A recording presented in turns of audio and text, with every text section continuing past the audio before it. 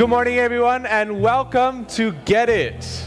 At Get It, we want to engage with life's most challenging questions by getting God and therefore getting life. And today, we'll be looking at one question that we're looking to answer, which is, once you know Christ, everything else looks like the crap that it actually is. And this is inspired by a letter in the Bible called Philippians. And I'm sure we all want to know, what is it like to experience something so great that everything else is crap? Now, this is a bit embarrassing, but I've got an example of this with my own life. As Malaysians, we know one thing that we fiercely debate about is food. We all have opinions on what food's the best. Well, let me show you a little bit of sneak peek into my opinions on food. I have a group called Maggi Goreng 5 Ais, where me and my friends have an entire group just to rank the best Maggi Gorengs or 5 Ais. And we have an entire tier list. You'll see we've got numbers for all of the restaurants. And we scrutinize it pretty hard. Here's a photo of us disapproving of a place that we never went back to. It was so bad, we shamed it and we never go back to this place. So as Malaysians, we know what it's like to scrutinize things and to never go back to something once we know it's bad. And that's something that we can continue to talk about with our friends next to us, which is, what's one thing in your lives that has made everything else feel like crap? Now, breakfast will be served, and you may take turns to get your food as the buffet lines are open. We'll release everyone in tables, so table 1 and table 8 can start to get their food first. And please enjoy the buffet as you talk about this question. I'll be back up soon.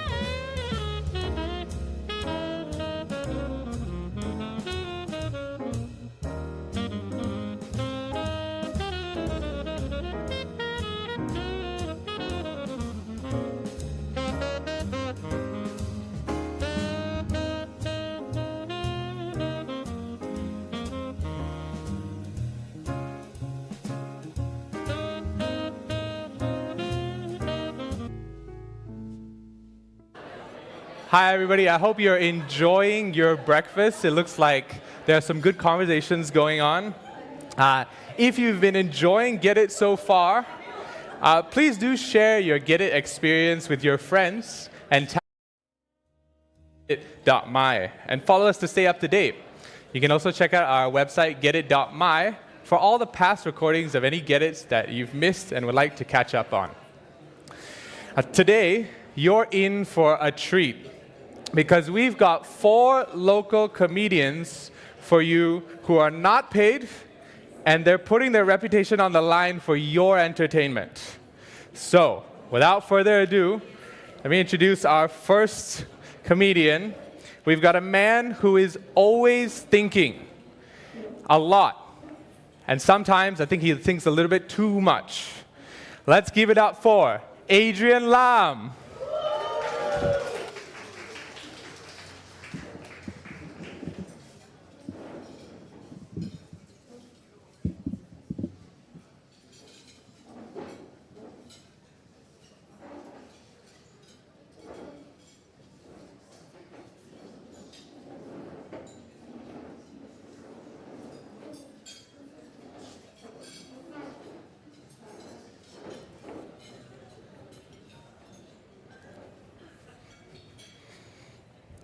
Hi, we got some technical. He'll be up in 5 minutes, so just stay put.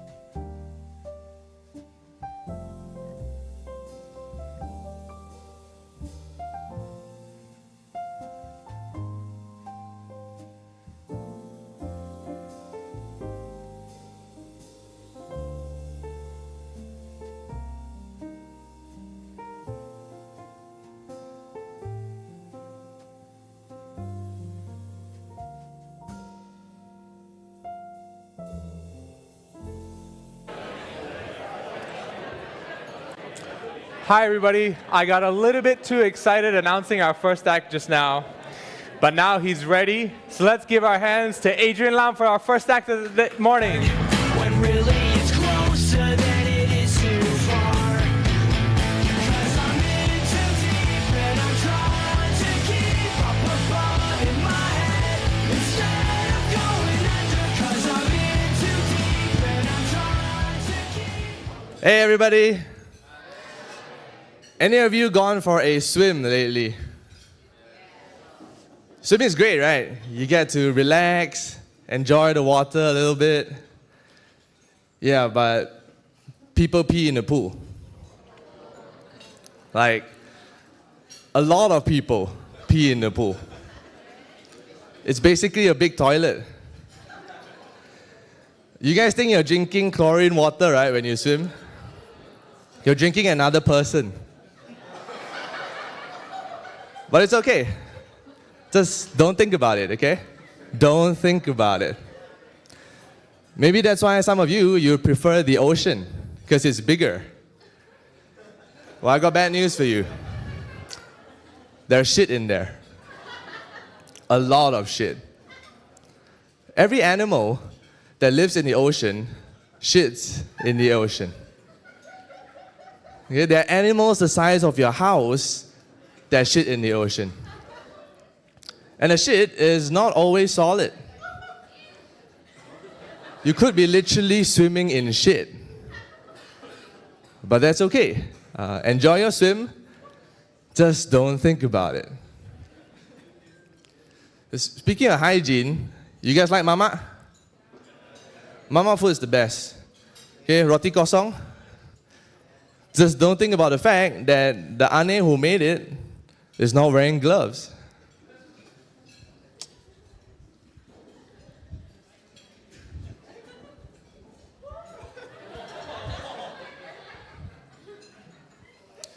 It's basically not roti kosong already at that point. It's roti kosong tambah ane. Just don't think about it. Now, for those of you think you're safe just because you avoid the mama, think again. You guys shake hands, right? Do you know where those hands have been?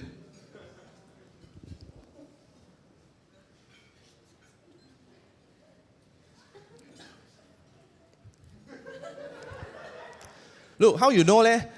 What if the guy went to the toilet and he was rushing and he didn't wash his hands? Just don't think about it. Because that's what a handshake is, okay? Whatever is on that hand is now on you. You're basically exchanging history. Just don't think about it. Hey man, nice to meet you. Good. You're not thinking about it.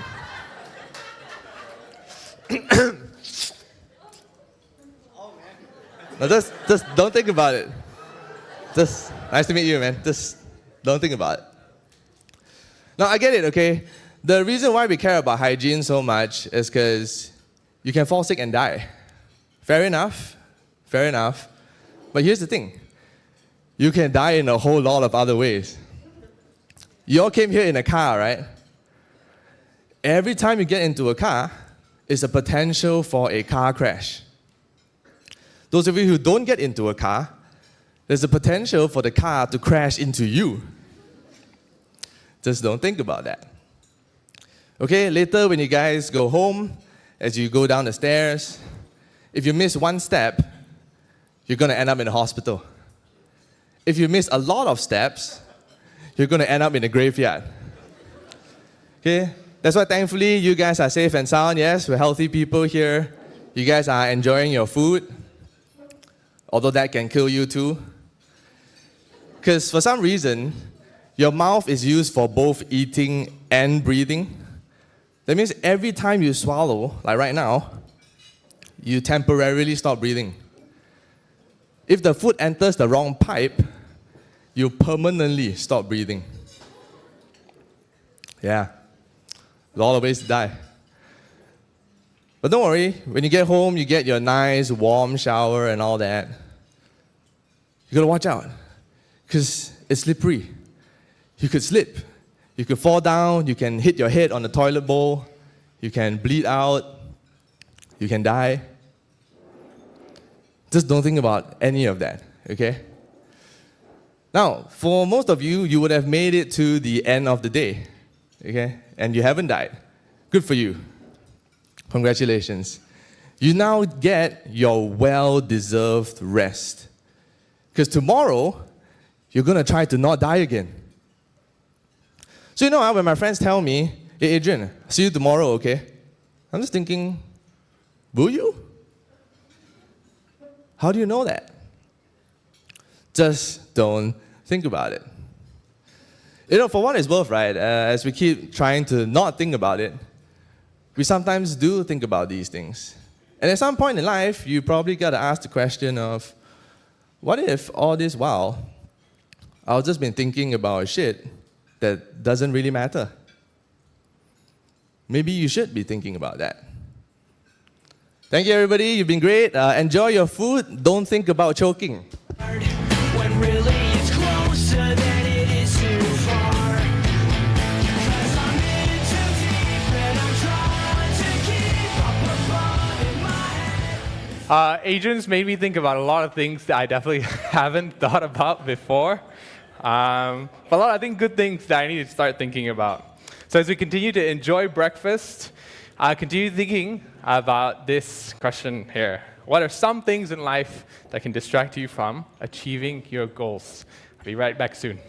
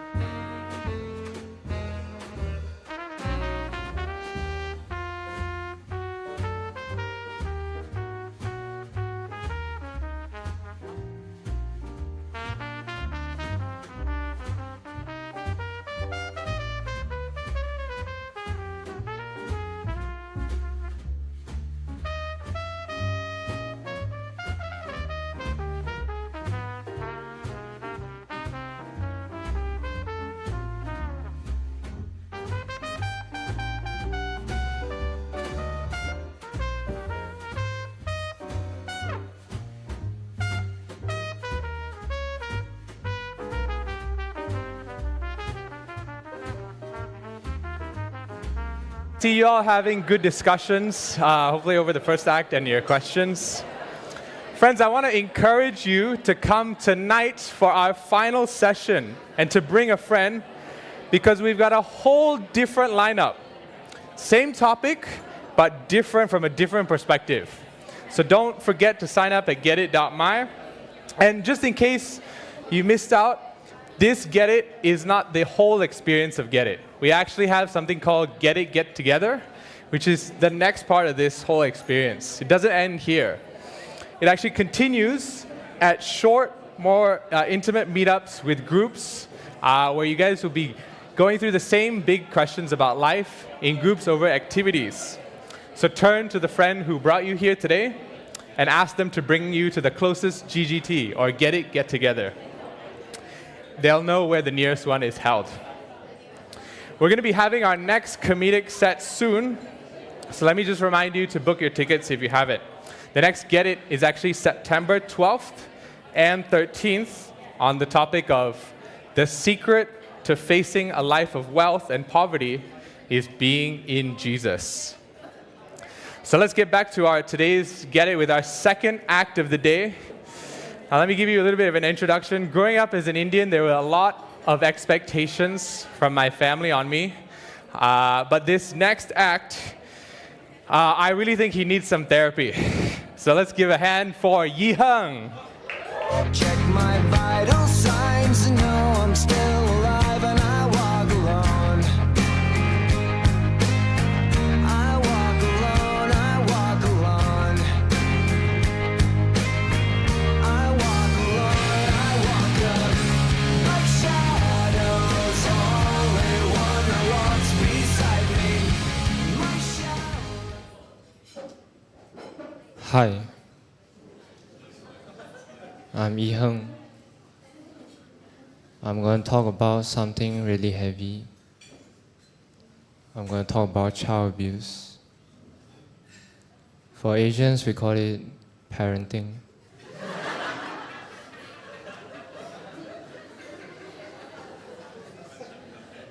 I thought Asian parenting is the best parenting in the world. Asian kids keep getting high scores in school because they have high expectations, high pressure, and high risk of getting disowned.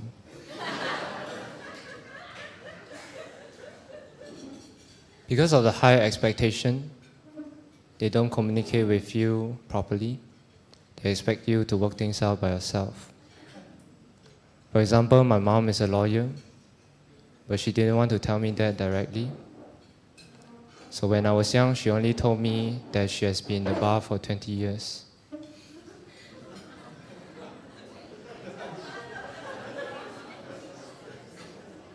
I was really proud of that. I even wrote in my essay that my mom is a dedicated alcoholic.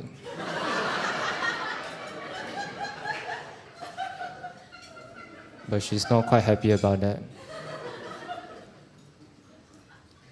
Asian parents, they don't allow you to have your own will. They want you to follow their example, and you must follow their example. My mom plays piano, so I play piano. My mom scores well in her exam, so I score well in my exam.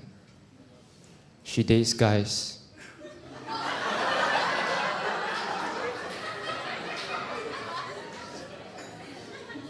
Yeah.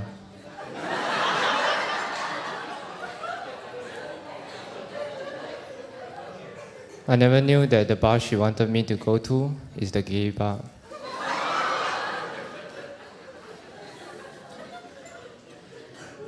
Since young, I didn't get any emotional validation because Asian parents don't know how to motivate their kids. When I'm sad, this is how my mom encourages me. She will say to me, "Son, don't be sad. Actually, you are quite blessed.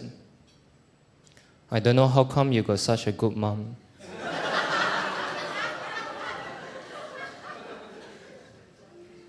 She didn't validate me, but she validated herself. To revenge my mom, I say to her, actually, I think Jason's mom is better. She's more Western. She has more free time to accompany her kids. Not like lawyers, always busy. She said to me, yeah, she's more Western. She teaches Jason that it's okay to be gay. Do you know that? I say, yeah, I know. I met Jason in the gay bar last night.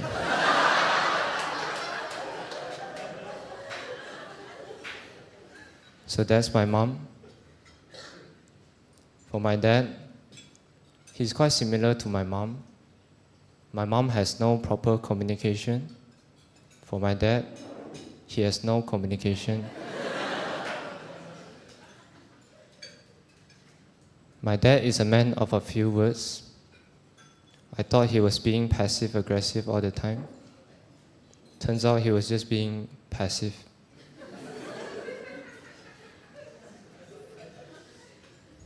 I tried to understand my dad before. I asked him, Dad, actually, can you tell me more about yourself? I don't think I know you that well. Can you please respond to me and don't stay silent? He was really angry. He said to me, can you not talk to me? I was sleeping so well just now. It's 3 a.m. Go to sleep. I said, Dad, I couldn't sleep because you are snoring. Turns out snoring is my dad's loudest communication to me.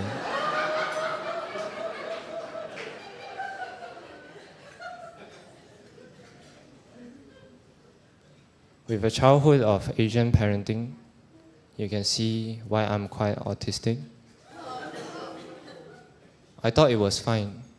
No emotion, no communication, and I keep getting good results in school. But I only realized Asian parenting is quite messed up when my dad passed away this year. It's okay, I know it's not your fault. At his funeral, I realized I couldn't cry for him because I have suppressed my feelings for too long. Luckily, I have a brother. He told me to process my feelings properly. So that night, I learned to let all my feelings out. So I confessed to Jason I have feelings for him.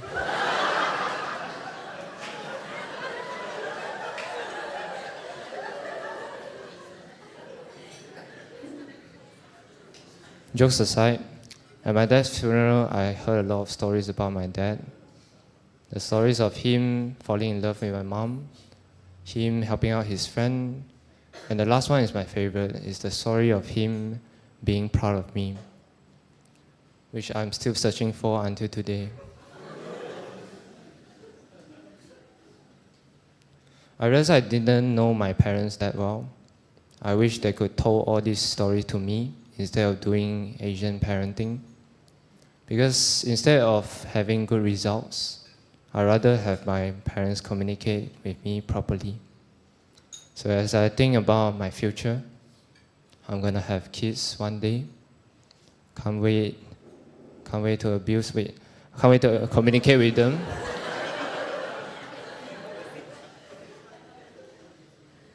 Can't wait to tell them all my stories, including getting child abuse and being autistic, so that they can know what kind of father they have.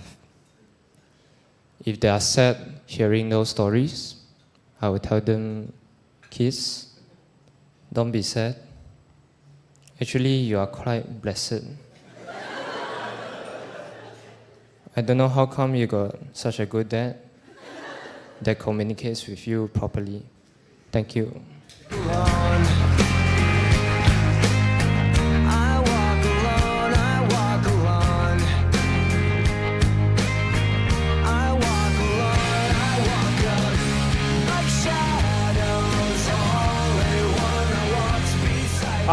I'm really glad he made it out of all that abuse, because somebody check if he's okay. Our next guy, he's clearly been through too many conversations that he never signed up for. Let's give it a hand. Let's give a hand for Sean Alex Thomas.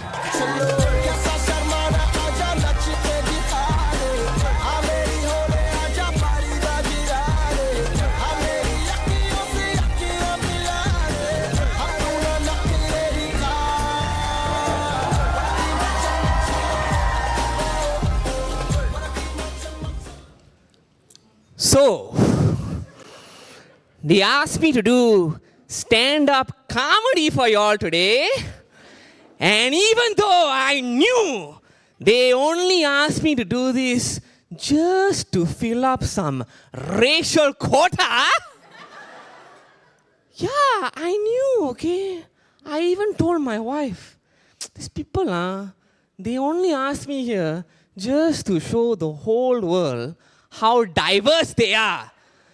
But you know what? My wife, to my surprise, she told me, Sean, you should be grateful.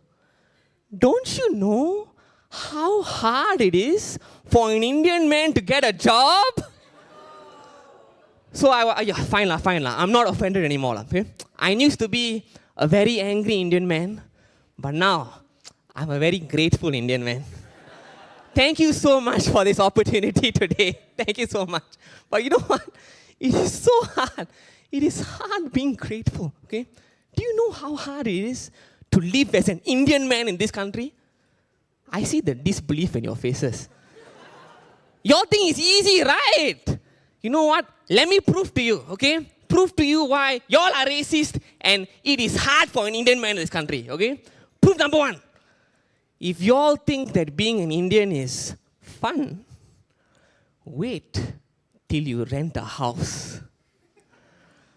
One time, I wanted to rent a condo, so I called up this real estate agent, and by the way, she's a Chinese woman. I don't know why they're all Chinese. Always. So I pick up the phone and I say, hello? But even before I could ask about the condo, she immediately says, hello, you India kan? Wow! Just with my voice alone, you already stereotype me, huh? I haven't even started yet. Already. Oh, yo. Look, guys, where is the one place you would think it's impossible to be racist? Where? Not Nuni lah. Nuni is where they're the most racist, okay? On Tinder, it's okay to be racist, right? Because if you just see an Indian guy you don't like, just swipe left lah, right? Or if you're at a job interview and you see an Indian face to face, you don't like him, just say no lah. But where is it impossible to be racist? Over the phone. Over the phone, how to be racist. Over the phone, can you see how black I am? Sorry, I'm brown, not black. Cannot, right? But for some people, it is not enough to be racist in person. You got to be racist virtually also. Look, okay, y'all close your eyes now. Close your eyes. Do I sound Indian to y'all? Yeah. What? Y'all are racist. Okay? What? When y'all close your eyes, can you see my head shaking when you close your eyes? No, right? You're damn racist, lah. Y'all, I'll go back already, lah. Hiya. But you know what? The racism didn't end there. Okay? It was only the beginning. She went on. She said to me, hey, you contractor kan? Wait, just because I'm Indian, that doesn't mean my life's passion is to fix your bloody house lah. What is this? I studied engineering at Monash University. Okay? I can do more than fix your bloody house. I can transform your house into a factory lah. Aiyo. Anyway, I told her, no, miss, I'm not the contractor, okay? I just saw that you had a listing for this condo and I wanted to see if I could rent. Okay? Then she goes silent for a few seconds. And after that, in a shocked voice, she says, but you India kan? Yeah, then I was like, ma'am, I'm Indian, not India. If I were India, I think your condo would have to be a lot bigger, you know. Then she says, no, sorry. The landlord, he cannot accept Indian tenants. It's my turn to be shocked. Then I said to her, you mean your landlord is a racist? Yes. At this point, I think she can tell how upset I am. So, being the kind soul that she is, she tries to help me and make me feel better. She says, "Don't worry, sir. We don't just reject Indians only. We also reject Banglas, Pakistanis, and Nigerians also." Wow, thank God. I'm so relieved. I thought I was alone, but I got a global support group with me, man. And he's not a racist, he's just a equal opportunity rejector. Aiyo. But think about this together, guys, okay? She just grouped Banglas, Pakistanis, Nigerians, and Indians together. I wonder, what do they have in common, huh? I'm really thinking, because is it because their countries are close by together? Is it, huh? No, right? Because aren't they in different continents? Then what is it, huh? Is it because Nigerians are black, Banglas are brown, Indians are brown, and the common thing they have is that they're all dark? Is that it? What is wrong with these people? Why are you so racist, okay? Then I told her, I tried to be calm, okay? I said, okay, I see where you're coming from, but why do you reject Indians? And then finally she tells me the truth. See, the landlord, he thinks Indians are dirty. Because you all like to cook with curry, right? He was afraid you will stain the house with the curry, lah. Yeah. Wow. Indians are dirty, is it? You know, the last I checked, Indians are not the people that eat chicken feet, pig's intestines, pig's blood, snake soup, and dog. I wonder which race does that. Because the last I checked, it wasn't Indians. Okay? And you know what? What the hell is wrong with curry? Hey, have you all forgotten your Sejara? Do you not remember why the Portuguese, the Dutch, and the British came to colonize Asia? Spices. Good, you are not racist, thank you. Spices. They came for curry used to rule the world. Now you reject me because I have curry. Yeah. You should be giving me money because I bring curry to your house. Y'all. Anyway, after I just put on the phone because I was like, at this point I was like, man, I think Chinese people, you all need the house more than me. I had enough already. Anyway, that's proof number one. Now for proof number two. One time, it was after a wedding, and I was in a full three-piece suit with a tie. You know, not like this, I looked a lot better. And I was sitting in my car, okay? And just to be perfectly clear, even though I'm Indian, my car is not purple color, huh? It's not purple. Look, I know what color car you Chinese people drive, okay? My Toyota Vios is also silver like y'all, okay? Also, my car got no incense all, huh? Got no temple stuff also, huh? And most importantly, at the back, there's a Chinese baby, okay? But I didn't kidnap the baby. I'll explain that a bit, okay? But even despite all that, still, this joker Chinese uncle, he comes to my car, looks in the window, looks at me, opens the door, steps in, sits down, then he turns to me and says, "Eh, ni Grab pergi pavilion kan?" Let's think about this together, okay, guys? As one Malaysia, let's work this out, right? What signs does my car have that would show that my car is a Grab car and I'm a Grab driver? Okay? Does my car have a Grab sticker? No. Does my car look like it's friendly for passengers? No, right? There's a Chinese baby at the back. Also, do I look like a Grab driver to y'all? Hey, stop it! Stop it! Y'all stop being racist, okay? I'm gonna stop asking y'all questions, okay? No, I was in a three-piece suit, okay? Three-piece suit with a tie. What was it? I guess for this uncle, whenever he sees car plus Indian, the math is simple. It equals to Grab driver. That's it, lo. But you know what? I don't want to speculate, okay? Like I said, I'm trying to be grateful, okay? So let me move on to proof number 3. And this is the final proof. Now, some of you will be happy to know that 3 years ago, I got married to a Chinese woman. Oh, you're all surprised I got married to a Chinese woman, is it? Oh, I know some of you are thinking, he's Indian, ma. Of course he marries a Chinese woman. For Indian men to marry a Chinese woman, he's marrying up, right? Right? That's what you all think, right? Hey, you all stop being racist, don't think like that one. Now, to be completely honest with you, the reason why I married a Chinese woman was because after all the racist shit that happens in my life, I thought, if I can't beat them, join them. Because I thought surely, if I marry the Chinese woman, you will accept me, right? I'm one of you now. Look, I'm one of y'all, right? No, wrong. Little did I know that racism on the inside is worse than if you're on the outside. Because you know why? Before this, my contact time with y'all is only a few times only, right? When I call you to rent a house or sitting in my car. But now, I spend all my time with y'all. So the racism has increased, okay? Look, guys, I really thought, once I marry a Chinese woman, I thought that finally, when I walk down the street, people will stop locking their cars.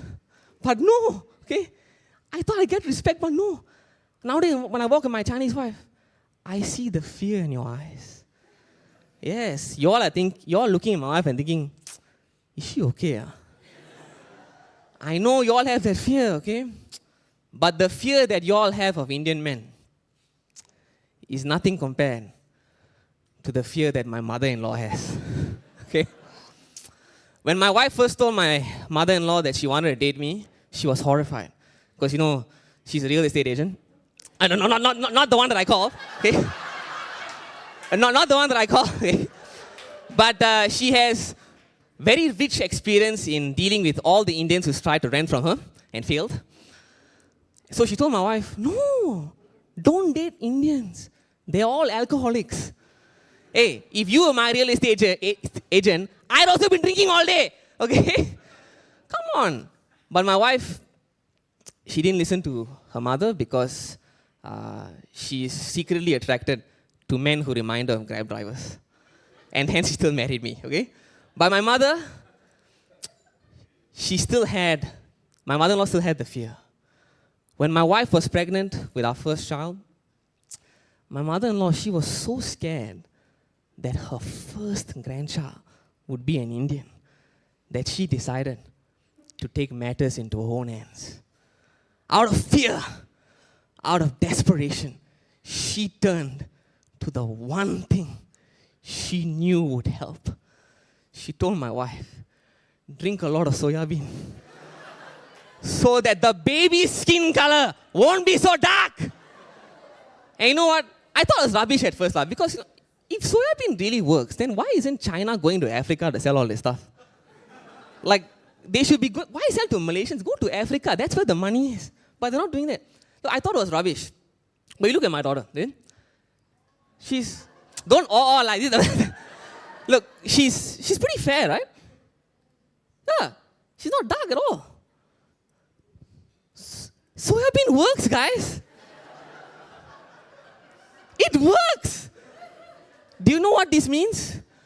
Burn your cosmetic products, okay? Go out, buy every last soya bean. My dark skin friends, this is your only hope, okay? But no, for me, I think she looks pretty fair, okay? But my mother-in-law, she's still not satisfied. She wants her grandchildren to be as white as snow. Soya bean, it's just not enough to purge all the darkness out. So now my wife is pregnant with our second child, and she's no longer recommending soya bean. Now she's recommending the real stuff, much stronger. Can you guess what it is? What? Xin Chao? What? Talking about? But Xin Chao is black. Like, Xin Chao is black. Like, if soya bean works because it's white, can't you all? Do I have to educate the Chinese people on this? White drink means white skin, okay? No, not chinchao. Bird's nest.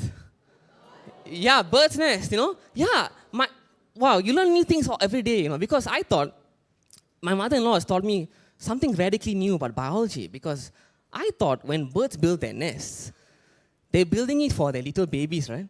But no, they're building it to help Indian men. Yeah, they're building their bird's nest to help Indian men make sure that their children have a brighter future. Thank you very much, you've been great.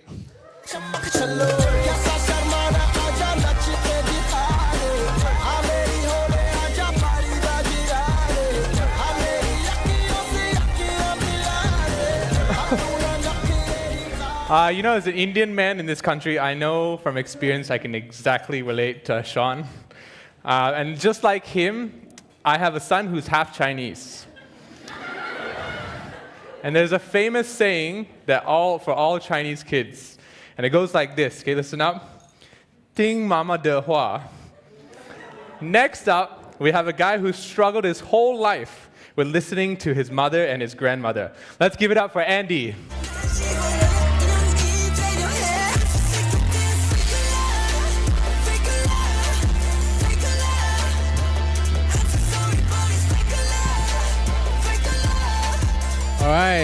All right. Good morning, everyone. How are you all feeling? Good.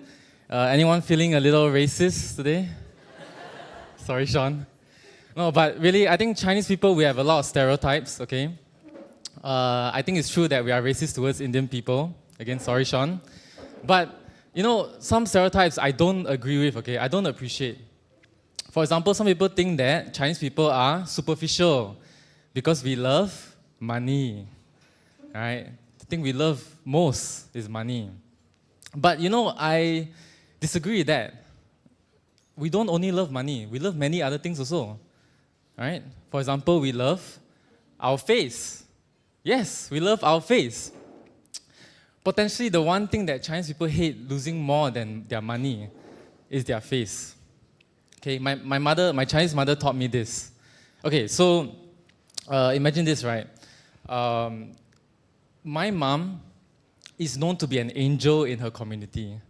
Okay, the teachers love her. She made the best kimchi. She'll share it with the parents. She's friends with my friends. Everybody love her. Right? Out there, she's Mother Teresa. But at home, she's Mother Russia. Okay? I'm not joking. At home, she's drinking hard liquor. She has tattoos. She's beating the shit out of me. And one of her favorite phrases to say to us, her children, is this. Andy, what happens in this house stays within these four walls. That sounds like what a cult leader would say. Wait, when did I end up in North Korea, bro? What? What is this? Once she was beating the crap out of me, okay? And to be honest, I deserve it. Okay, I'm a naughty boy, fair. But I think she went too far. Okay, because she was doing that thing where she keep hitting you, right? Because what she really wanted to hit was my inner thighs. But I was protecting myself, But she kept hitting. She's not gonna stop until I, open myself. So, I was quoting Captain America to me, I was like, oh, I can do this all day, She's just whacking me, I was trying to tahan, man. Until a sound of hope came, okay? The phone rang. Now, you must understand, the phone ringing is hope to me because my mom is an angel to outside people. So my hope is, when she pick up the phone, Mother Teresa will come back and Mother Russia will leave her body, right? I'm hoping for that, bro. So I'm hoping it, So the phone ring, okay? But I underestimated the power of a Chinese mother to love her face, to save her face. Because in a split second, while she was beating me, swearing the worst Hokkien words imaginable to mankind, she just switched into Mother Teresa. She was like, hey, you stupid, come here, you Cao Ji. Hi, Jane. Hi, Jane. Oh my God, Jane, it's such a pleasure to hear from you, Jane. I was horrified. Okay? She was like, Jane, yeah, how are you? Oh, thank you for asking about me. Yes. My arm has been a bit sore, because I've been exercising, I'm just staring there, horrified. I'm like, Mom, who are you? And for the first time in my life, I wanted aunties to keep talking, because for me, I was like, Mom, please, Auntie Jane, please keep Mom talking because I need time for my scars to heal. Just keep talking. But anyway, the conversation ended, and she continued beating me. Okay, so she's like, oh yeah, Jane, it's nice to speak to you. Okay, thank you. Yeah, I'll see you in church tomorrow. Okay, yeah, bye. Oh my God. Chinese mothers are the best at hiding their face, loving their face. But you know what? Based on my research, I think there's one subspecies of humanity that love their face more than Chinese mothers. Okay? It is the Chinese grandmother because they have more experience. Okay? It's like comparing Charmeleon to Charizard. Okay? Chinese grandmothers are next level at hiding their face. Okay? Let me tell you. If you think your grandma is really sweet, my amma is sweeter, okay? Every Chinese New Year when I go back to my hometown, I visit her in Malacca. Her neighbors cannot stop talking good about her. They're like, hey, Andy, your amma, she's very good, She gave up so much for your father to go overseas to study, so that you can have a good life. She sacrificed so much, And she sacrificed so much. Every week, she'll cook ponte for us. Then she'll share with the neighbors. It's true, okay? My grandma sacrifices a lot for people. But there's one thing that she could never let go. Okay? It's hardcore racism. Okay? My grandma is a freaking racist. I'm not joking, okay? If she went to the US, Donald Trump would be best friends with her. If she went to the US and she was reviewing the presidents, she would think Obama is the worst president because his skin is the darkest. If she was here just now listening to Sean Alex Thomas talk about his racial trauma, she would not laugh at all. She'll be confused. She'll look at you guys, what's so funny? Where's the joke? He's just talking the truth. Okay? And then she'll be waiting for him to get off and, fix her condo after that. Yeah, my grandma is a freaking racist. It's a goddamn racist. Once we were walking back from the market, and we passed by the only Indian house in our whole neighborhood. Okay, I don't know how they survived for so long. Okay, the only Indian house. Feel all these racist Chinese people. But anyway, we passed by, we were coming back from the market, we were just walking there. And, this is Malacca, right? So Malacca, people are pretty open and trusting. The doors, their front doors are always open. Okay, and all the TV is blaring on the inside, playing on the inside. And I really love it because whenever I'm bored at home, I don't like the show that my akong is watching, I just go outside and browse I'll just walk around the house, then I see, oh, that's quite nice, huh? And I just stand there, watch TV a bit, Yeah. So the houses are always open. And I was walking back from the market with my grandma. Before that, one thing that I always appreciate is as you walk by each house, you see a snapshot of what that family is really like. Right? I'll never forget, there was this house with this grandma. Poor thing, she has to take care of her adult son with autism, who has autism. So when you walk past, right, she'll always look disheveled. She'll look really busy. The house is pretty messy. And you go to another house, you walk past it, you'll see maybe more life, right? A lot of little kids, a lot of laughing parents, TV really loud. But the Indian house, you always know it's the Indian house, okay?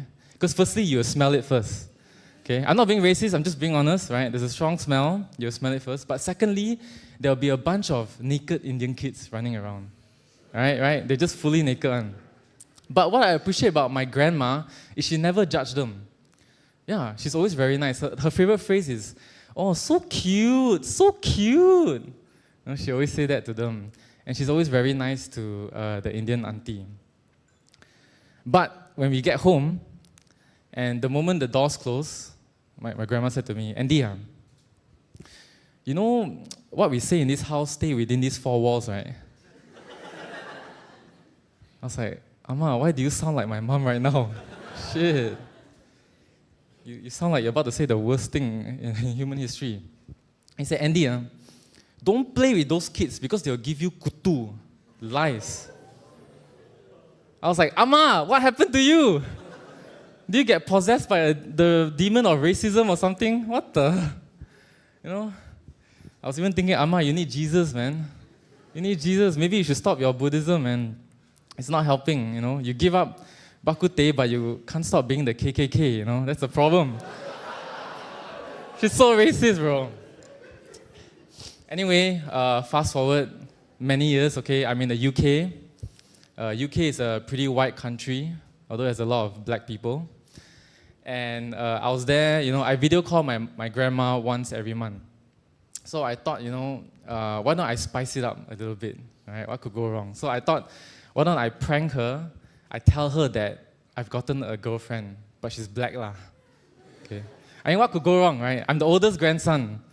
I can do a bunch of shit, no matter what, my grandma will love me one. Trust me, nothing will go wrong. So, you know, I video call her, you know, and I said, hey, Amma, you know, we go through the basic thing lah, right? Lu jiapa be, lu hobo, lu kwa simi, what show are you watching? Okay, now's the fun part lah. So I said, Amma, 我有女朋友now. I got a girlfriend. Okay, obviously she's very happy, right? Wow, oldest grandson, she's dreaming about her grandkids. Yes. And she said, what's her name? Oh, Amma, her name is Sarah. Oh, Sarah, sounds very pretty, very pretty. Is she pretty? Yeah, Amma, she's very pretty. She's glowing, Amma, glowing. Glowing, Amma. Then she's like, oh, very good, very good. Okay, what does her parents do? You know, AKA, is she rich, right? Oh, Amma, her parents, they do IT, Amma, IT. Okay, she's thinking Mark Zuckerberg. I'm thinking tech support, right? So IT. Okay, and then lastly, I said, sorry, but Amma, I have to tell you something, Amma. She's like, what, you got her pregnant, is it? No lah, Amma, I'm not like that, Amma, no. Amma, she's black. Huh? Black? All lang? For the first time in my life, I felt scared as the oldest grandson. Okay? Before this, I could rape a girl, rob a bank, cheat on my exams, kick a grandma. She'll be okay with me. But I crossed a line, okay? I'm dating a black girl, I crossed a bloody line. She started threatening to tell my dad, hey, I'm going to tell your dad. I'm like, what the hell? It's like I did drugs or something like that. You know, she's threatening me to cut me off the inheritance, you know. I was legit scared lah. I was thinking, should I keep going? It's like, this is not worth it, man. I'm really testing the oldest grandson card. Anyway, I really wanted to know, okay, why is she like this? So I said, Amma, you know, my friend tell me, when you go black, you never go back, you know. It's a good thing, Amma. It's just color, Amma. What's the problem? And she said, black people, they beat their wives. Then I'm like, Amma, I'm the husband. If anyone is going to beat their wives, it's likely me, okay? And she was like, no, you don't understand, okay? You are a pussy-ass yellow Chinese boy. Her skin is black. She got more gangster in her. She's going to beat you up. I was like, wow, this logic. But anyway, I came prepared, okay? Right, like I said, UK got a lot of black people. I have an African friend. She's a girl. So I said, hey, I need you to be my girlfriend.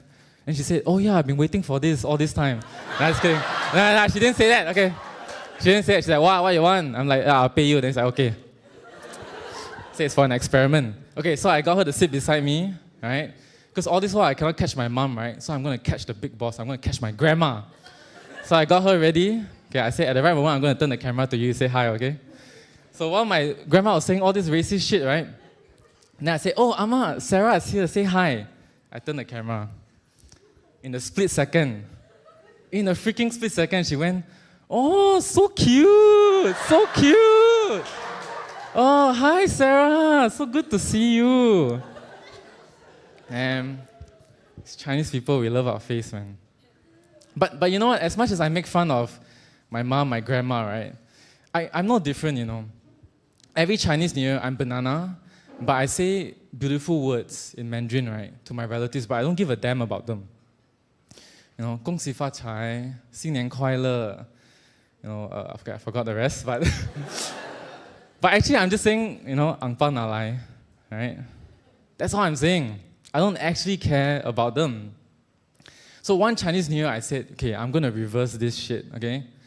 I'm not going to be someone who just love my face. Actually going to love my auntie and uncles. I'm going to mean what I say. I'm going to actually talk to them and care about them. So that Chinese New Year, I started talking to my auntie, uncles. I started with the uncle that everyone avoided because first he believed in aliens, not joking. Yeah, he believed in conspiracy theories. So I went up to him, I just talked to him like, hey uncle, how are you? Then he's like, yeah, I'm good, the aliens yesterday. Okay. But I kept going. My dad was there, he's like, hey, do you need help or not? Get out. Abort. I know, man, I'm gonna care about this uncle. So I kept talking about him, with him, I listened to him for hours. But at the end of Chinese New Year, he said to me, Andy, I really appreciate that you spend time listening to me. And I look forward to more conversations with you. So that's began a relationship where Chinese New Year after Chinese New Year, instead of saying fake words all the time, I talked to my uncle and we managed to talk about life, family, and even death. So, later, one of my friends is going to come up here and give you a talk about how when you meet this person, Jesus, everything else will look like the shit that it actually is. Now, I used to be part of this fake culture, right? Just saying things to people, but I don't mean it because I actually love my face. But since I started caring about my uncle, I didn't want to go back to that anymore. I found something that's worth more substance and weight. And I hope that will be something that you will find too later. All right, thank you, everyone.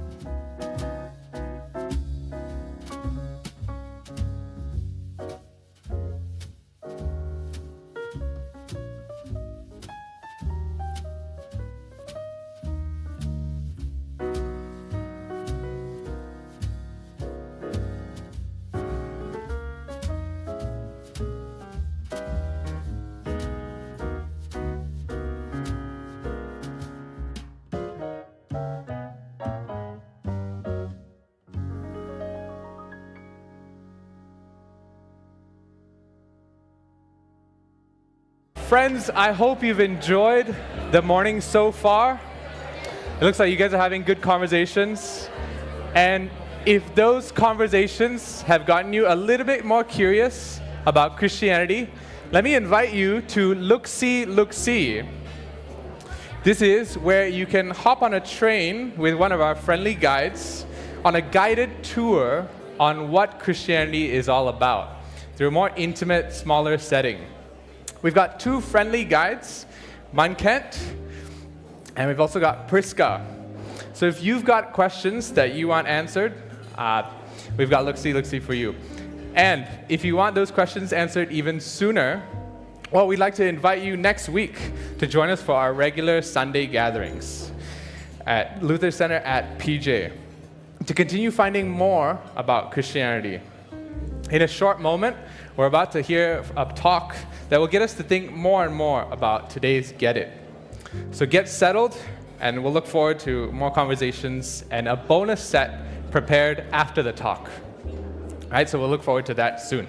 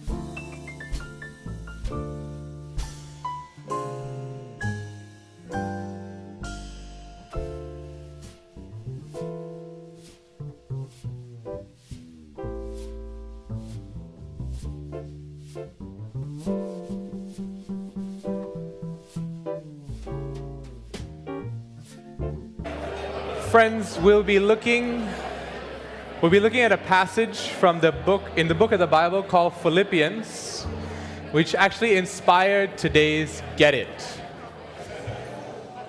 All right, we'll start at line 8.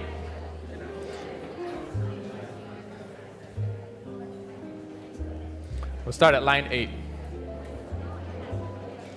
More than that, I also consider everything to be loss in view of the surpassing value of knowing Christ my Lord. Because of him, I have suffered the loss of all things and consider them as dung, so that I may gain Christ and be found in him, not having a righteousness of my own from the law, but one that is through faith in Christ, the righteousness from God based on faith. My goal is to know him and the power of his resurrection and the fellowship of his sufferings, being conformed to his death, assuming that I will somehow reach the resurrection from among the dead. Friends, as we prepare for the talks, you can turn your seats towards the stage for a better experience. Let's welcome Lychee.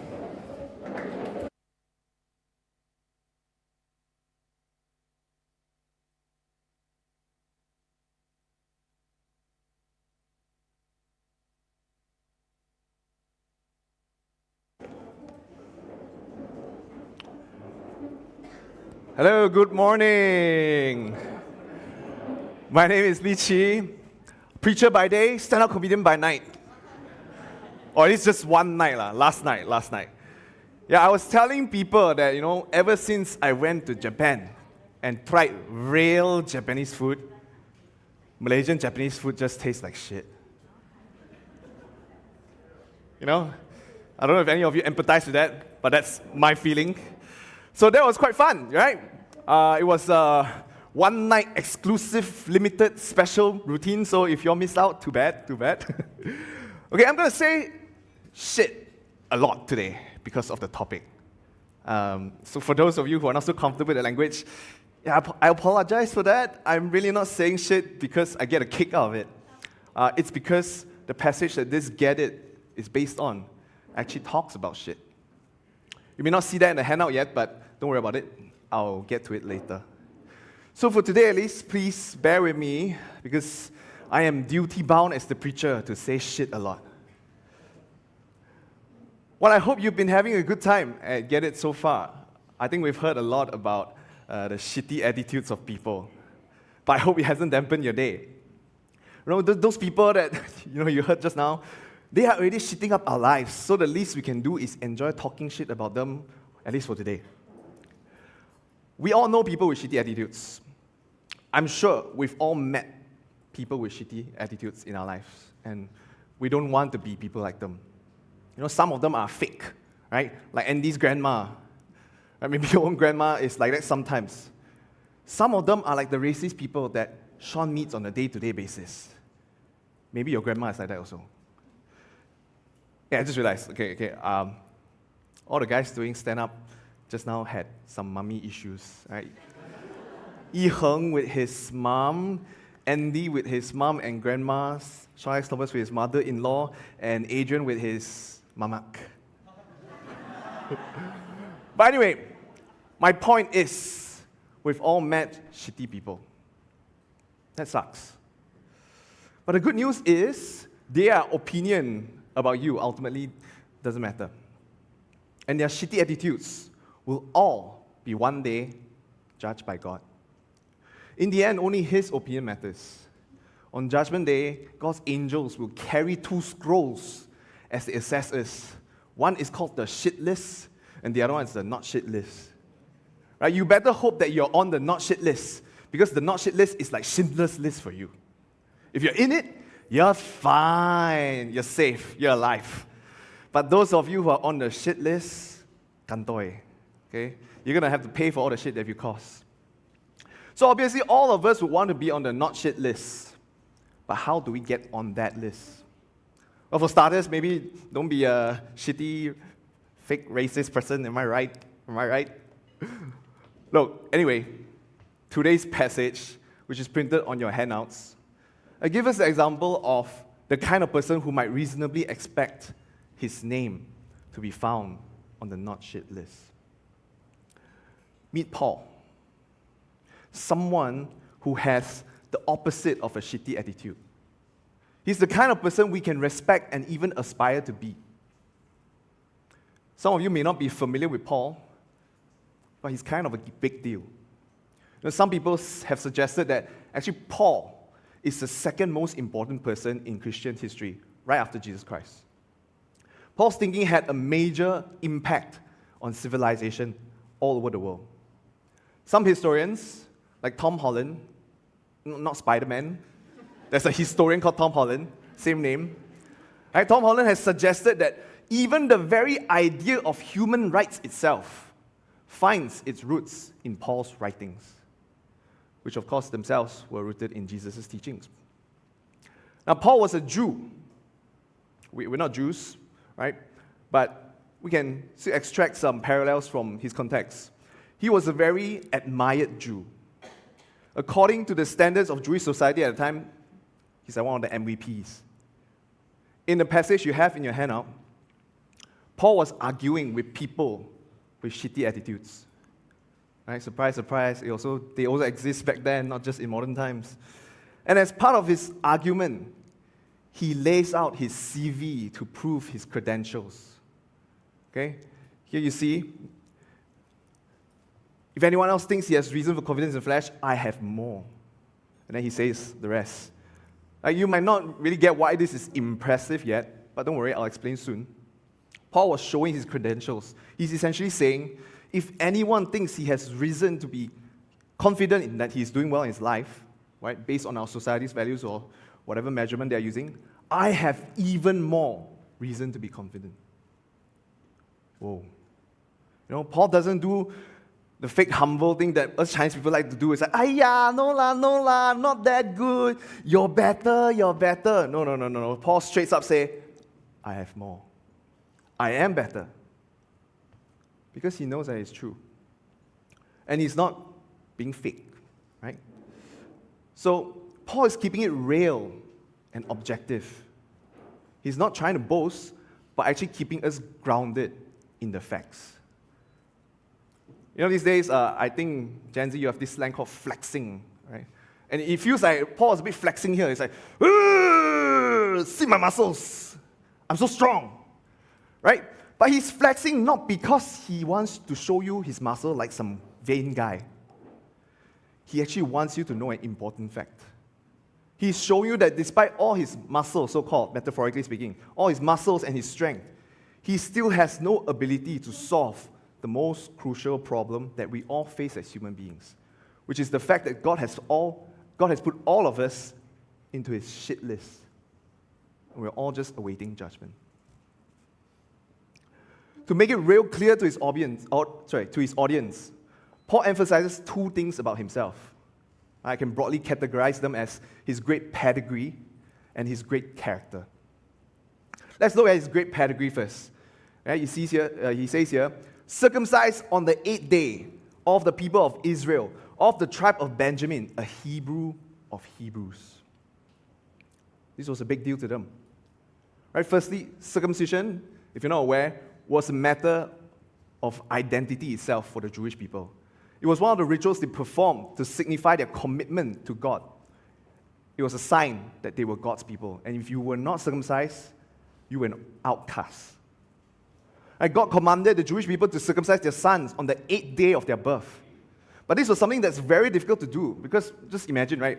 A baby is so small. 8-day-old baby, so small, right? His private part is even smaller. Last time got no modern technology, it's very hard to sunat for something so small. So to be circumcised on the 8th day is something amazing. But at the same time, it's not something that Paul himself can boast about because he did not sunat himself. Right?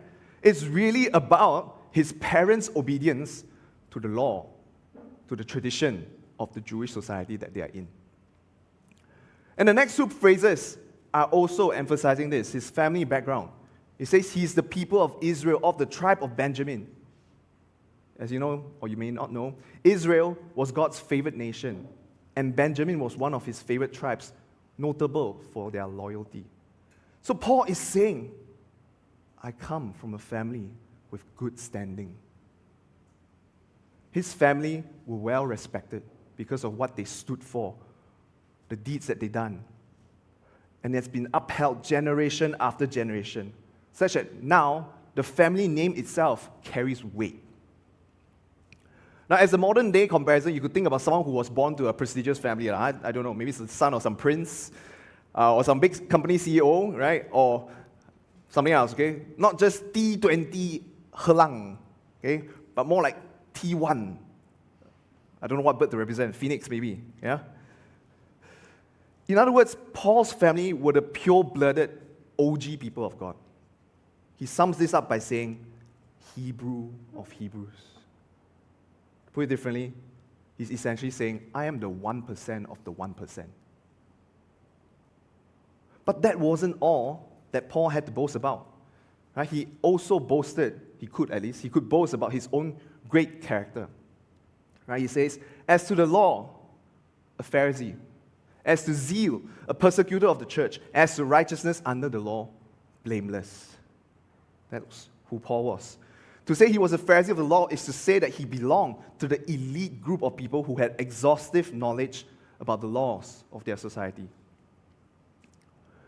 Look, I was trained as a lawyer.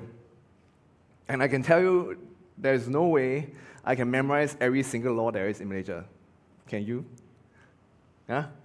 Granted, I think we have a lot more laws these days compared to back then, but even so, right? Try memorizing around 600 laws, which is what they had. It's not easy. But Paul wasn't just someone who memorized the laws either. He had zeal, which is to say he actually walked the talk.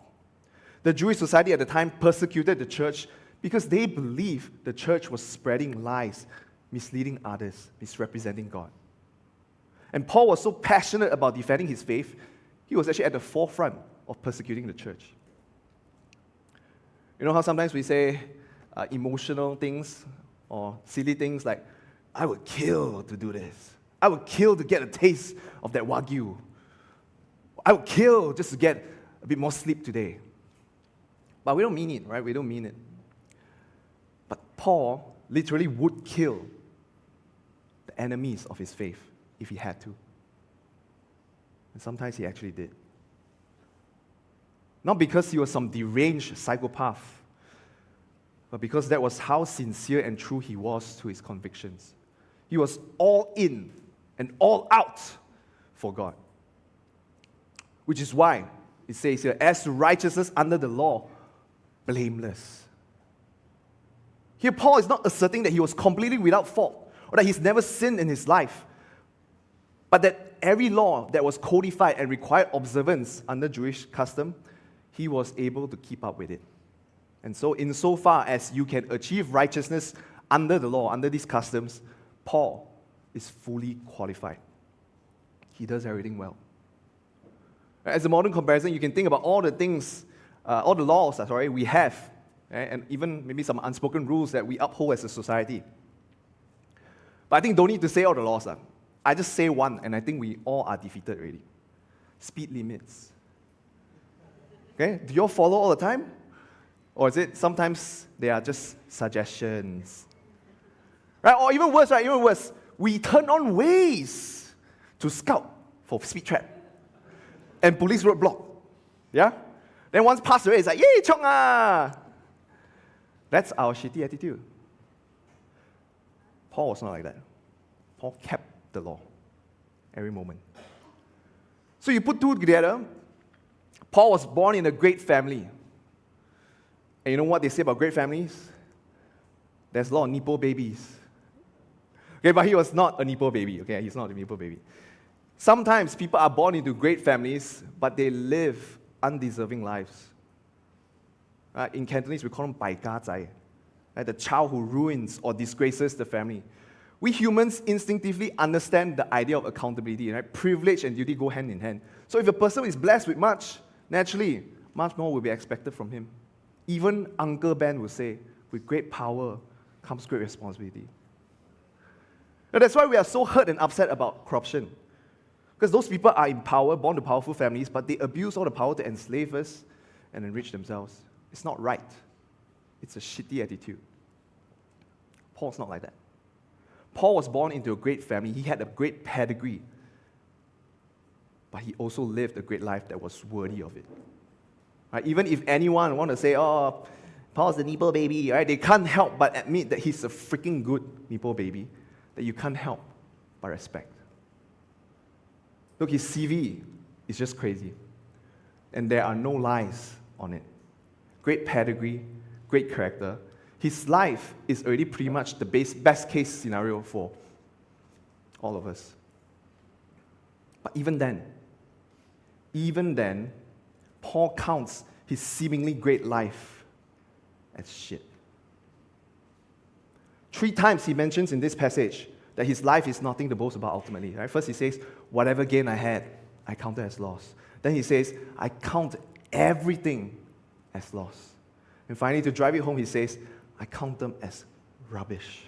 But actually, right, the Bible translation is a bit inaccurate here. Right? That's why I made a small correction. The word here is not really rubbish. The original Greek word, skubala, is a verified swear word. And actually means something closer to shit. Which is why we are talking about shit so much today. I get it. Because when Paul wrote it, he meant for it to be offensive. He wanted to make a point. Just like how we may use certain stronger words in our conversations in order to make a point. Okay, but the Bible publishers, they scared to be offensive, they want to be nice, okay, so they use rubbish, but actually they are just being fake. Okay? And by shit, what Paul is really trying to express is something that evokes a strong sense of disgust and repulsiveness from you. It's something you will definitely get rid of or stay away from. Right? Nobody sees dog shit on the floor and just go, oh well, it's okay, just don't think about it, and then you step on it. Even if you don't think about it, the people around you will smell it. Come on now, where is the love? Only crazy people will stay in a shitty situation and not think about getting out of it. So to call your own life shit is quite something. It will take quite a lot. Nobody would say this lightly. But to say Paul's life is shit, that would sound completely ridiculous to Jewish people. Right? They would be like, huh? What are you talking about, man? Paul is our MVP. If you say your life is shit, then what are we? Are we even alive? Right? Or in our Malaysian context, it's like the smartest guy in class who's got 95 marks. And then he's like, I'm never going to be good enough. Paul is right, actually. Paul counts his life as shit because he realized that his whole life had actually been a lie because he failed to realize who Jesus was. You see this in chapter 9 of the book of Acts in the Bible. Right? Here, Paul was happily persecuting the church, as I mentioned earlier, because he thought it was the right thing to do. He was defending God's people, he thought. Right? But suddenly, Jesus appeared to him in a vision and revealed himself to be the Lord that Paul had so fervently been worshipping all along. It's like, what? You mean those Christian losers are your people, Lord? Oh shit. I am the real loser. Right? From that moment, Paul realized that his obsession with the law, the very thing that he thought gave value to his life, the thing he thought God liked about him, had become a hindrance itself. Right? Although keeping the law, observing the law, could be a good thing, but the fact that we thought our observance of the law or our good deeds will get us out of the shit list is what God hates. I'll repeat this again. The fact that we thought our observance of the law or our good deeds will get us out of the shit list is what God hates about us. Because God did not institute the law for us to find our righteousness in it. Quite opposite. What we actually need is not the righteousness from the law, but the righteousness from God that depends on faith. The law's main purpose was never to make us righteous, but to show us the kind of person we actually are. Okay? It's not that we are really, that we are really not perfectly righteous. And God deserves people who are perfectly righteous. God deserves people who are 100 marks, not just 99, 95, and definitely not 40, which is our typical Malaysian standard. Right, Malaysia, 40 marks, pass already, good enough. Our standards are too low. Right, as long as boleh tahan, we say, hey, can lah, boleh lah. But God is worthy of far better and far more. Any of you watch the Odyssey yet? Some of you, yes? You know, in the Odyssey, the witch goddess Circe, she turns men into animals. But from her point of view, she says she's just turning them to who they already are. It was a very cool scene, okay? Any of you are like, oh yeah, spoiler. Dude, the book was released 3,000 years ago. lah. Circe's point was that humans all wear disguises, you know. Outwardly, we all look so good, we all look so honorable. But in truth, deep down inside, we're not that. We're just like beasts sometimes. And there is some wisdom in that. The law that God gives us is actually like a mirror that's held out in front of our face, making us face who we really are. Even if we manage to control and hide our law-breaking desires from the world, right, from your best friend, from your mom, we cannot hide it from ourselves, and we definitely cannot hide it from God. The law makes our unrighteousness very clear. Okay, and since we are on the topic of the Odyssey, you know how Odysseus plucks his bowstrings to warn his enemies of his attacks? The law is God plucking his bowstring. The law is God warning us all that He is against all unrighteous, shitty attitudes, and He will one day judge us.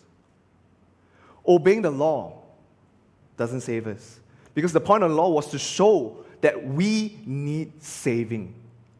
By ourselves, we will only continue down the same trajectory into a shithole. As I said earlier, what we actually need, what we actually want, is the righteousness from God. Not from the law, but from God, that depends on faith. And this comes through faith in the person of Jesus Christ. He is the only 100 marks guy in the history of the universe, the only guy that God looks at and says, you're good. Which is why the righteousness from God that we need is also called the righteousness that comes through faith in Christ. And the only way anybody can get on God's not shit list is to be with this guy by being like him. And this is his story in Philippians chapter 2. Jesus Christ was in the form of God. He had everything, he lacked nothing, he was divine deity in the form of God, and yet he willingly gave that up, willingly chose to empty and humble himself to be a servant, even though he was God. He took the form of man and even died on the cross for our sake so that God would be glorified. How? How will God be glorified? It is by taking us out of our shitty situation and solving our shitty attitudes.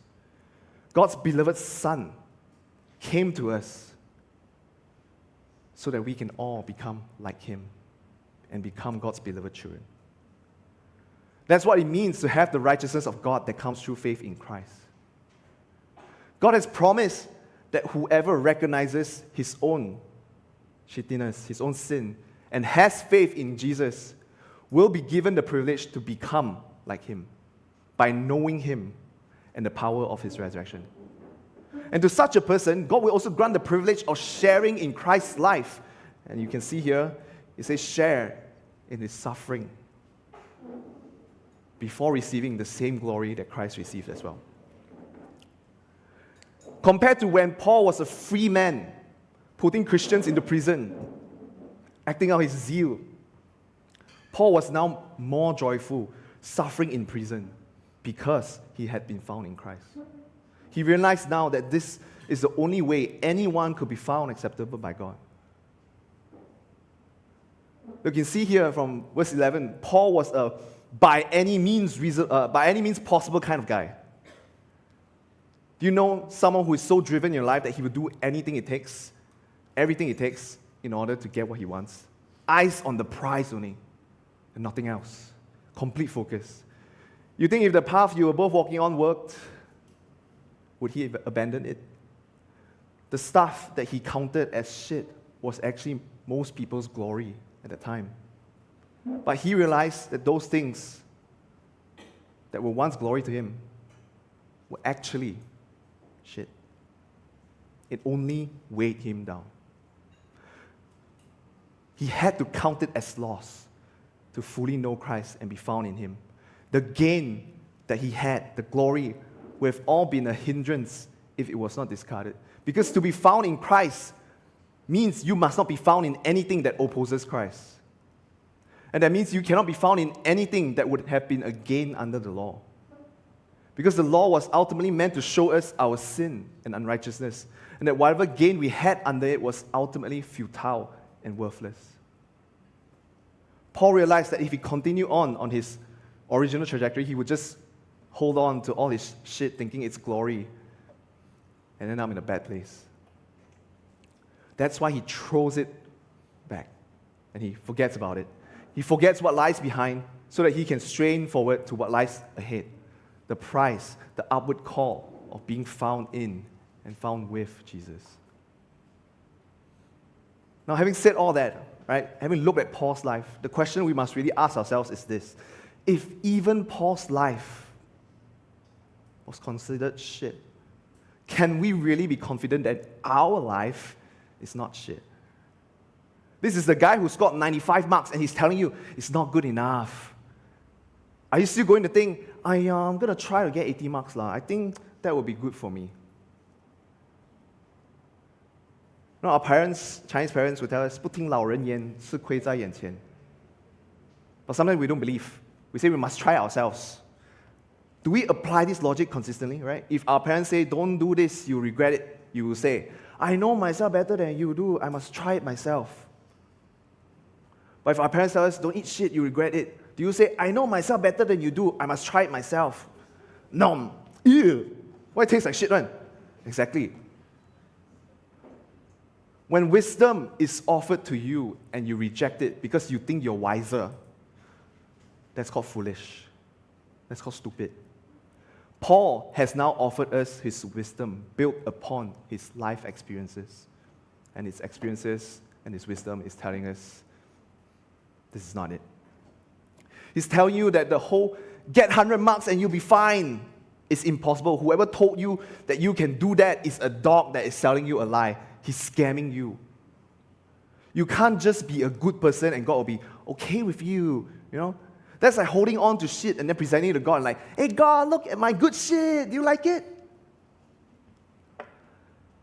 Do you really think God will look at your life and think He is okay with you? Especially now that you've heard about Paul's life and even he doesn't think his life is okay with God. Don't be delusional. Don't be a fool to engage in this pursuit that an entire nation has already demonstrated to be pointless in the end. Because if you continue to set your minds on this kind of earthly things, you know, just moralism, I'll be a good person, do good, I'm not a bad person, you will end up as enemies of the cross of Christ. Their end is destruction. Like my bro Adrian said earlier, you might die today, and you might realize that your life was actually shit. I hope you have been thinking about it. I hope you see now that if you haven't actually known the gospel of Christ, you are actually stuck in a shitty situation that you can't get out of. I hope you're starting to see and smell the terrible shit that's around you. In another letter written by Paul to the Romans, Paul explains that the truth is, not a single one of us is completely innocent. We all have a shitty attitude. Right? Gentiles refers to non-Jews, meaning all of us. We do not have God's laws, but we are not exempted. We are all sinners. We've all fallen short of God's laws. Even if you're not a Christian, you've never seen or read the Bible, you're not exempted. Because these laws have been written on your hearts. Our conscience bears witness to it. We have a sense of guilt and shame telling us that there are certain things we shouldn't have done and yet done it. Right? And at the end of it all, the question we have to ask ourselves is, do we even follow our own laws, our own standards? Does our conscience not tell us every now and then, when we quieten down and we are honest, transparent, vulnerable with ourselves, that actually we're not perfectly good people? In fact, sometimes we're quite shitty people. Truth is, even you know you are not good enough for yourself by your own standards.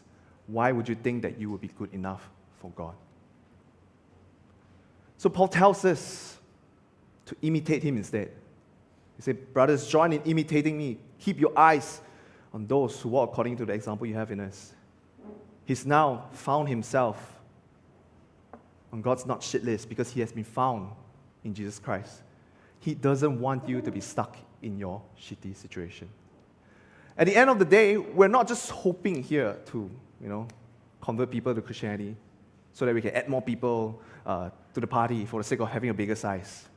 No, that's not what we're about. Instead, our hope is that today's session will instill real self-awareness in you about who you are before God and what your works ultimately amount to before Him. Ultimately, Get It is about helping us to get God and get life, which is true worship. And that starts with all of us realizing and acknowledging that we're in deep shit. Don't hold on to that. By doing so, you will walk as enemies of the cross and your end will be destruction. Instead, imitate Paul. Count everything as shit and plead to Christ to make you His own, so that you can know the power of His resurrection and rejoice even as you share in His suffering. And when everything is said and done, you will be found in heaven with Him. Today, we are unlikely to get visions like Paul did, when Jesus approached him and revealed himself to him. But even so, perhaps this Get It experience is the way that God has chosen to reveal Himself to you, through the performances, through this talk, through the conversations you're having on your table. And He's asking you, will you go on living with your shitty attitude? Or will you, in fact, recognize that it is shit? Count it as loss, so that you may gain Christ and be found in Him. I will now leave you to have important conversations with the friends at your table. So here's something for you to think about. Will you be confident to stand before God one day? Thank you.